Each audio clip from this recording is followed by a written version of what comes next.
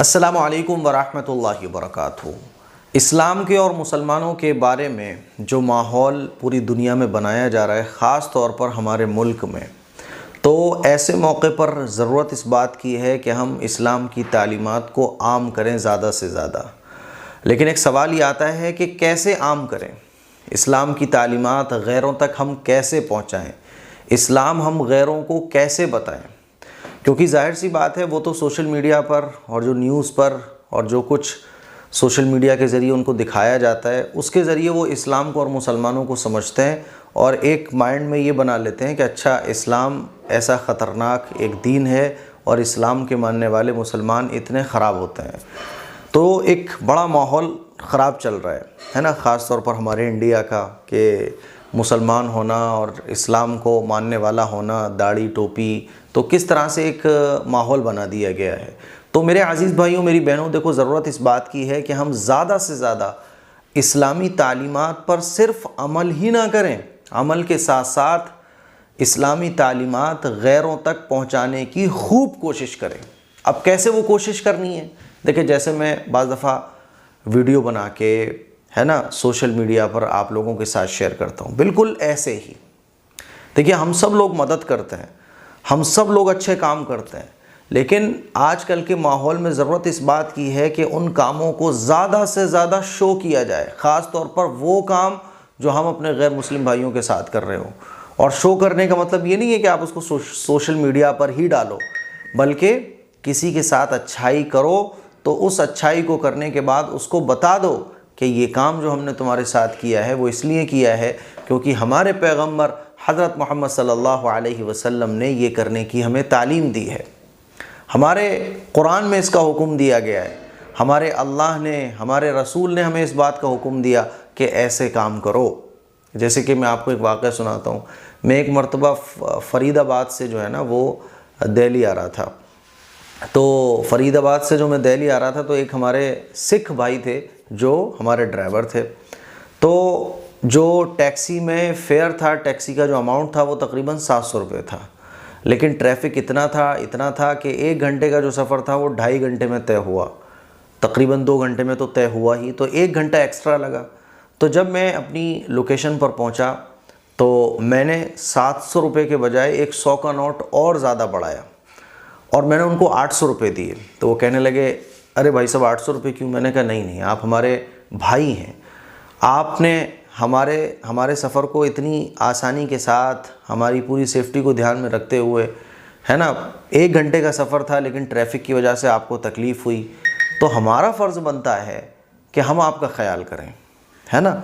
ठीक है, आप अपनी ड्यूटी कर रहे हैं, लेकिन 1 घंटा आपका एक्स्ट्रा लगा, आप भी अपनी फैमिली चलाते हो, है ना, आप भी आपका जो 1 घंटा एक्स्ट्रा लगा है, इसमें आपकी क्या गलती थी? लग गया, ट्रैफ़िक है, सब चीज़ें लगी रहती हैं, तो हमें एक दूसरे का ख्याल करना चाहिए।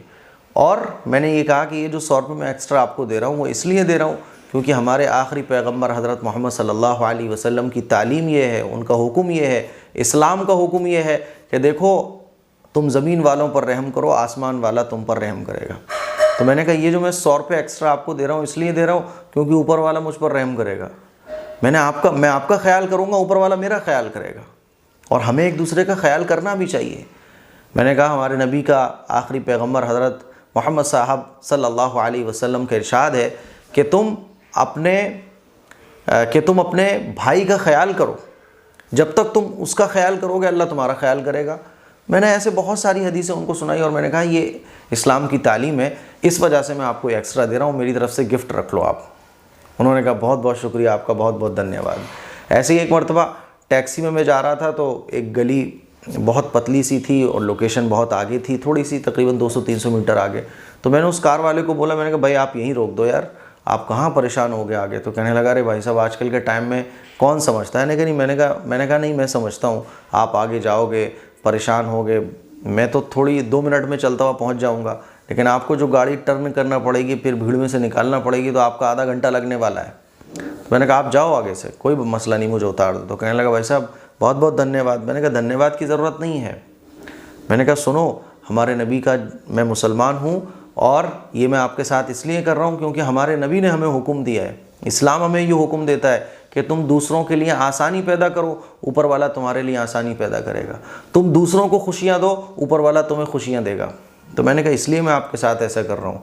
और बाज़ दफ़ा मौका होता है तो मैं बोल देता हूँ कि प्रॉफिट मोहम्मद सल्लल्लाहु अलैहि वसल्लम की एक बार लाइफ को आप पढ़िएगा मेरे भाई, कोई पढ़ा लिखा बंदा मिल जाए तो जैसे कि अभी 3 दिन पहले एक बड़े मियाँ हमारी मस्जिद में आ गए थे, तो उस वक्त मैंने एक वीडियो रिकॉर्ड करके कहा था कि देखो ये बड़े मियाँ राम सेवक नाम है इनका, मस्जिद में आए हैं और मस्जिद में आने के बाद ये मस्जिद वालों ने, तमाम ये दाढ़ी टोपी वालों ने, जिनको बड़ा खौफनाक बना के दिखाया जाता है, देखो सब ने इनके पैसे जमा किए हैं, इनको खाना खिलाया है, मस्जिद में बिठाया हुआ है और देखो ये मस्जिद में बैठे हैं। और ये क्यों बैठे हैं? क्योंकि इस्लाम ने हमें हुक्म दिया है, इस्लाम ने हमें हुक्म दिया है। ये कोई मजबूरी नहीं है, ये कोई ऐसा नहीं है कि ये तो हम अज्र के लिए कर रहे हैं, पुण्य कमाने के लिए कर रहे हैं।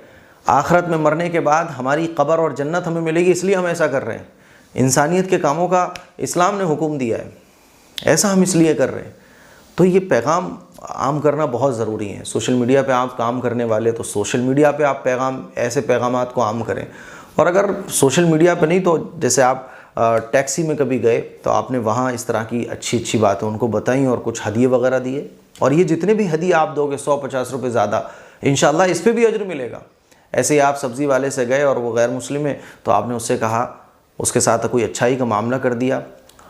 ऐसे ही आप देखोगे सहाबा इकराम की ज़िंदगी को कि जो गैर मुस्लिम सहाबा, जंग के दौरान सहाबा इकराम उनको कैदी बना लिया करते थे, तो कैदियों के साथ सहाबा इकराम का मामला ऐसा था कि वो उन मामलात को देखकर, उस मोहब्बत को देखकर, उस प्यार को देखकर सहाबा इकराम अपने कैदियों से कैसी फ़िक्र कर रहे हैं, कैसे उनके खाने का पीने का सारा सिस्टम रख रहे हैं, कैसे उनका इंतज़ाम कर रहे हैं, तो वो जो है ना सहाबा इकराम के दीवाने हो जाते थे।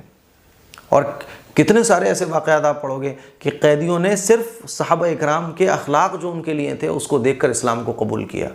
तो ज़रूरत इस बात की है कि इस्लाम की तालीमात को ज़्यादा से ज़्यादा आम किया जाए।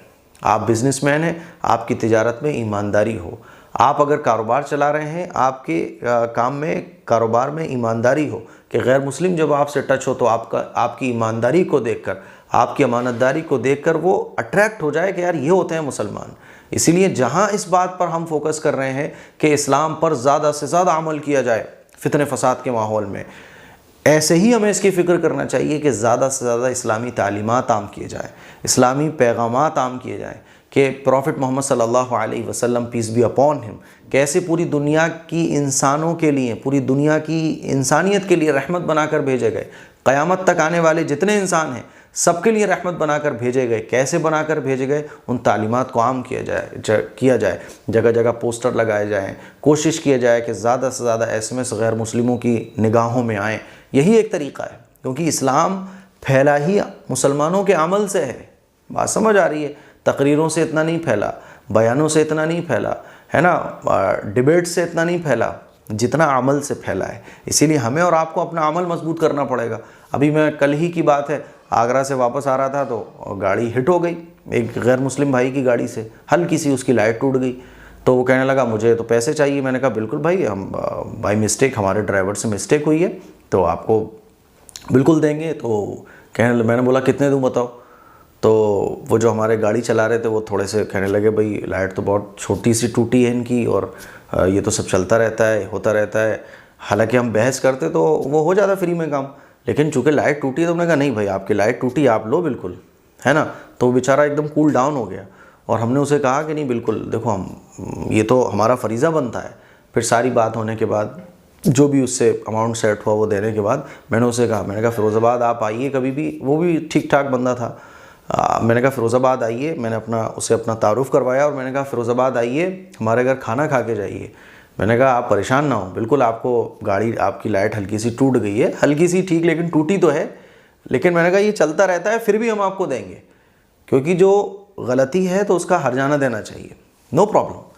तो बेचारा बड़ा मुतासिर हुआ। मैंने कहा जब भी आप फ़िरोज़ाबाद आए कभी मुझसे मुलाकात करके जाइएगा। मैंने कहा मैं मुसलमान हूँ और कोई बट और इफ़ नहीं चलेगा, है तो है बस।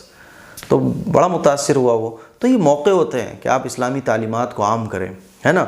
जब भी कभी हम कम्बल तकसीम प्रोग्राम करते हैं तो उसमें मैं बोलता हूँ, गैर मुस्लिमों को ख़ास तौर पे हाईलाइट करके बोलता हूँ कि ये काम मैं क्यों कर रहा हूँ, क्योंकि हमारे नबी ने इसका हुक्म दिया है।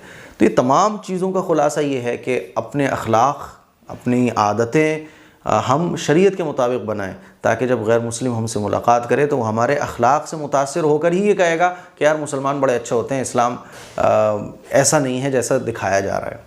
तो ये चंद बातें थी कि आजकल के फितने फसाद के टाइम में हम इस्लाम की दावत गैरों को कैसे दें। ऐसे दो, आप ऐसे दो गैर मुस्लिमों को इस्लाम की दावत, एक बार नहीं, 2 बार नहीं, 3 बार नहीं, जितनी हमारी कोशिश उतना तो कर सकते हैं ना। अब मैंने जो सिख भाई को सिर्फ 100 रुपये ज़्यादा दिया और ये बोल कर दिए कि 1 घंटा चूँकि आप एक्स्ट्रा चले हो इसीलिए मैं आपको दे रहा हूँ, और इसलिए दे रहा हूँ क्योंकि हमारे इस्लामी तालीमात ये है कि ख्याल करो एक दूसरे का, आप अपने साथ वाले का ख्याल करो, आपके अंडर में जो काम कर रहे हैं उनका ख्याल करो, इंसानों का ख्याल करो, अपने भाइयों का, है ना, गैर मुस्लिम भाइयों का, जो भी हो, इंसानों का ख्याल करो, इंसानों के लिए आसानी पैदा करो, तो ऊपर वाला तुम्हारे लिए आसानी पैदा करेगा।